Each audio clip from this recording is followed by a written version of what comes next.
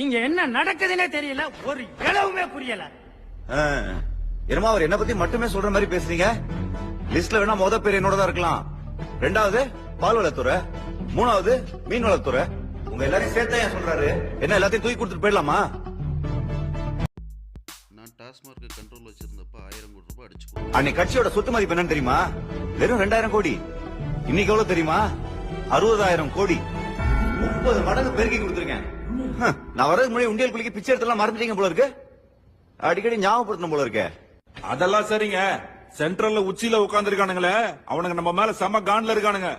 CID, ID, அமலாக்கத்துறை, சிபிஐன்னு பில்லி சுனித தவிர மீதி எல்லாத்தையும் நம்ம மேல ஏவ போறானுங்க.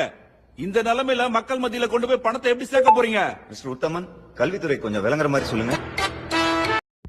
ஓரணியில் தமிழ்நாடு அப்படின்ற பேர்ல நம்ம வீடு வீடா வார்டு வார்டா போய் எல்லாரோட ஃபோன் நம்பரையும் வாங்குறோம். ஃபோன் நம்பர் வாங்கி ஓடிபி மூலமாக அவங்கள டிஎம்கேல இணைக்கிறோம். அதுக்கு அடையாளமாக அவங்களுக்கு ஒரு கார்டையும் கொடுக்குறோம். இந்த கார்டு வச்சுருக்கிறவங்களுக்கு நாளைக்கு பணம் வரும் அப்படின்னு சொல்லி ஏமாத்துறோம்.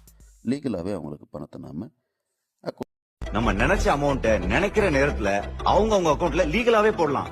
எவனும் ஒன்னும் கேட்க முடியாது. தலைவரே, இதெல்லாம் நம்புற மாதிரியா இருக்கு? உத்தமன், ஐயா உங்க மொபைல கொஞ்சம் பாருங்க.